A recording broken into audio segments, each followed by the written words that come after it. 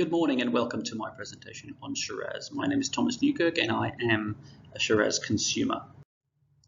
The history of Shiraz begins with the grape. The grape was previously known as Syrah in US, France and many other countries. As Australia's reputation for full-bodied red wine grew, confusion needed to be eliminated and Australia decided on the name Shiraz, which sets us apart from the rest of the winemaking competition. Now Shiraz has become so well known that some wineries, such as the USA wineries, have started making Australian-style wine, importing the Shiraz grape from Australia.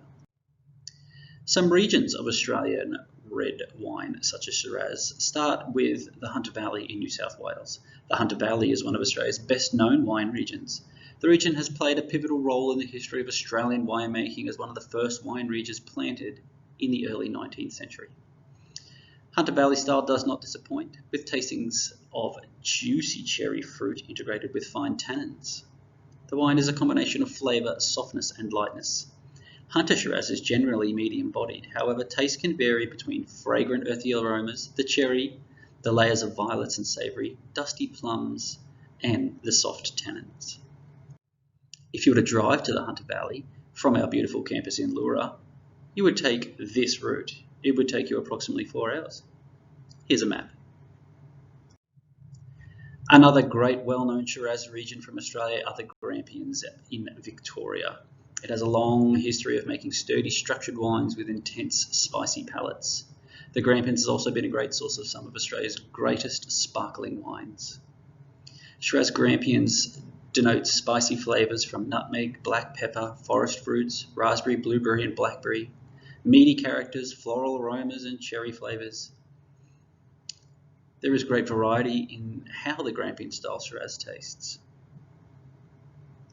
If you were to drive to the Grampians from our beautiful campus in Leura, you would probably take one of these 3 routes. It could take you approximately 12 hours. Here's a map. The best and well known, in my opinion, of Australia's Shiraz region is the Barossa Valley in South Australia. It has been founded by German settlers, whereas most other Shiraz Australian wine has a backbone in British history. Its average temperatures for crucial ripening in the month of January are around 21 Celsius. Barossa Shiraz typically shows plum, cherry and blackberry flavours with savoury tannins.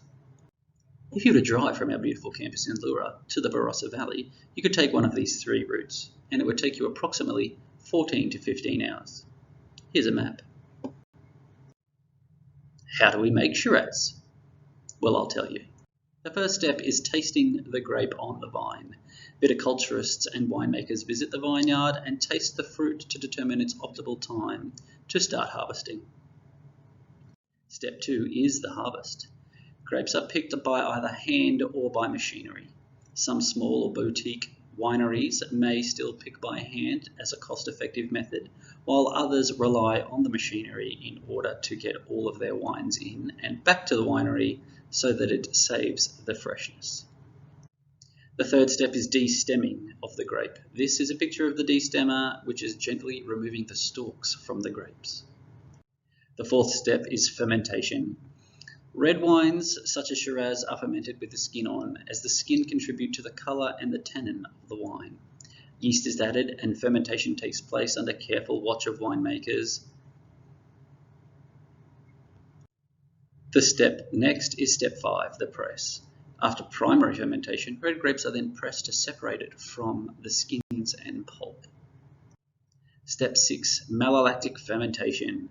Red wines undergo this process as a natural process of extracting the malic acid and converting it into lactic acid. Step 7 is oak maturation. Depending on the wine and the winemaker, the wine is left to mature on oak for a period of 6 to 24 months. Different types of oak impart different flavours. For Shiraz, a slightly higher percentage of American oak has been used traditionally over the French oak. The Barossa Shiraz has used the American oak, whereas the Hunter Shiraz prefers the use of French oak.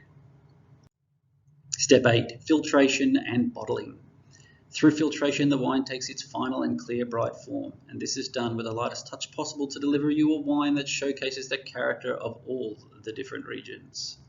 Shiraz can be sealed with a screw cap for preservation of quality, and a small quantity of winemakers still choose traditional cork stoppers. Step 9. Bottle maturation. Some premium Shirazes are left for a further period to mature perfectly and are tasted by winemakers to make sure that it has entered its ideal drinking window. Shiraz definitely benefits from decanting, and there's generally two purposes for decanting wine. The first is to separate any wine from a sediment that may have formed in the bottle, and the second to aerate a wine in the hope that its aromas and flavours will be more vibrant upon serving. Decanting a bottle of wine can take as little as 5 minutes to 2 hours. The action of pouring the wine from the bottle into the decanter does most of the work for decanting a wine instantly. Shiraz definitely benefits from a decanting. You can pair Shiraz with many things.